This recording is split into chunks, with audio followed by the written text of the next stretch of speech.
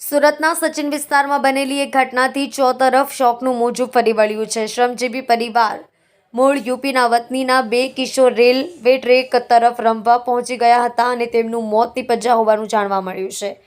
બંને કિશોરના મૃતદેહને સિવિલ હોસ્પિટલમાં પોસ્ટમોર્ટમ માટે લાવવામાં આવ્યા છે।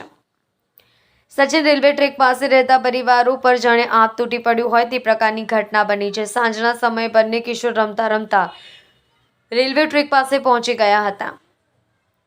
ત્યારબાદ તેઓ પરત ન ફરતા પિતાએ આસપાસ તેઓના પુત્રોની શોધખોળ કરી હતી, પરંતુ તેઓ મળ્યા નહીં। આખરે રેલવે પોલીસનો સંપર્ક કર્યો હતો। મોડી સાંજે બંને કિશોરોના પિતાને જાણ કરવામાં આવી હતી। તેમના બાળકના મૃતદેહ રેલવે ટ્રેક પાસે પડેલા છે।